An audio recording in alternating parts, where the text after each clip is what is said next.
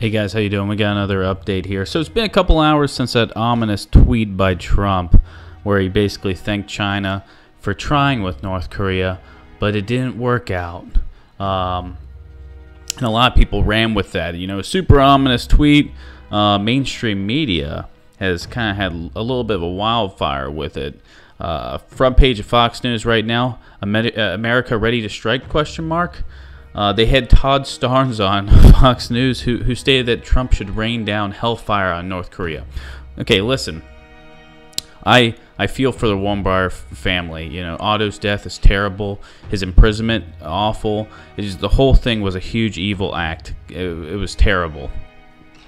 But to justify a war over one person's life like that, I don't think we could. You know, if Trump in the United States were to strike North Korea, yeah, you could just chalk up 1 million deaths right there, because they would strike Seoul, and the ensuing conflict would engulf the region. It would just get really bad.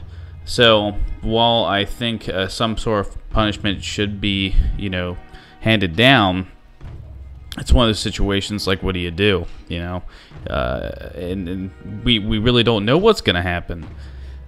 The mainstream media seems to be pushing a war with North Korea, but they're also pushing a war in Syria because the mainstream media is in the pocket of the globalists, and the globalist plan is to push World War III. And there's a lot of scary situations going on. On CNN, their front page, apparently U.S. spy satellites in the Korean region are showing signs of life at the nuclear facility.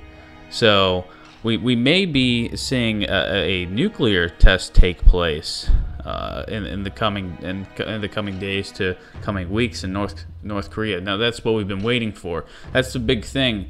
The supposed, you know, red line. Trump said that he's going to handle North Korea, and we've seen missile tests happen, and nothing really come from that, except for you know, every time experts come out and say, "Oh man, they're a lot further than we thought."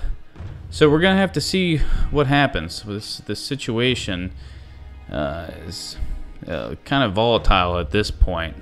But the scary thing is, you see the mainstream media foaming at the mouth when anything negative comes out of North Korea. And I'm not defending North Korea by any means. It's just the mainstream media has an agenda, and they have these different people, these guests on their shows, like Todd Starnes, who seem to be warmongering, who seem to be pushing for a U.S.-led coalition strike against North Korea. And Otto's death, you know, however tragic it is, they're going to use that to push their agenda, as we're seeing right now. You know, go onto any mainstream media site and they're talking about, what's President Trump going to do? What's this ominous tweet? Is America ready to strike? What title can we put up that's going to push public opinion towards World War III? You know, how do we play gotcha with the U.S. population? So guys, we got to stay sharp. We got to keep our eyes peeled.